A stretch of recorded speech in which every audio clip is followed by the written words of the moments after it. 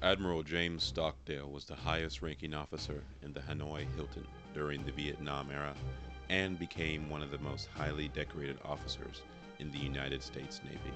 He spent 7.5 years as a prisoner of Hoa Lo Prison. He was tortured over 20 times, routinely beaten, and spent much of his time locked in leg irons in a small bath stall. He had no prisoner's rights, no set release date, and no idea when or if he would ever see his family again. Despite the horrific circumstances, Admiral Stockdale shouldered the burden of command, and he is credited with creating the conditions that enabled his men to survive unbroken. Author Jim Collins describes Stockdale's story in his best-selling book, Good to Great. At one point, he beat himself up with a stool and cut himself with a razor, deliberately disfiguring himself so that he could not be put on videotape as an example of a well-treated prisoner.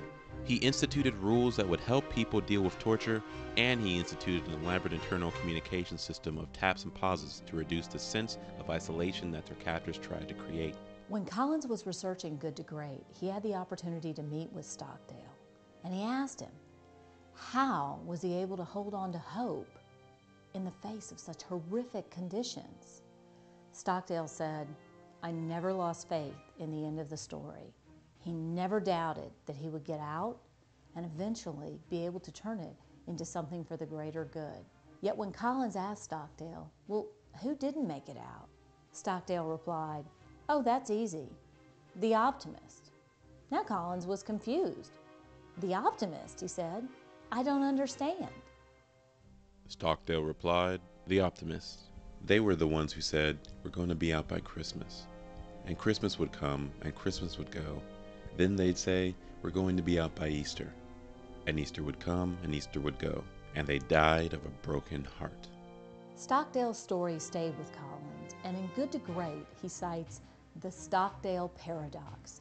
It's the ability to face the brutal facts and hold on to the faith that you will prevail. And it's the hallmark of people who create greatness. Stockdale's story also illustrates how love is much more powerful than fear. On the 3rd anniversary of his being shot down, the prison was under an imposed silence, and Stockdale was being held in solitary confinement. The men wanted to send a message to their leader. So they took mops and brooms and swept the yard, slowly and deliberately tapping out a simple phrase. Their message? We love you. We love you. Not you can do it, not keep your chin up, not even have courage, but we love you. The men instinctively knew that love is what fuels courage. It's what enables us to face the facts and hold on to our faith at the same time. You know, we're kind of weird about talking about love in the workplace.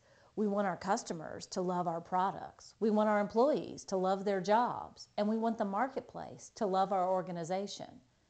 But we don't like to talk about how much love we, as individuals, are putting in.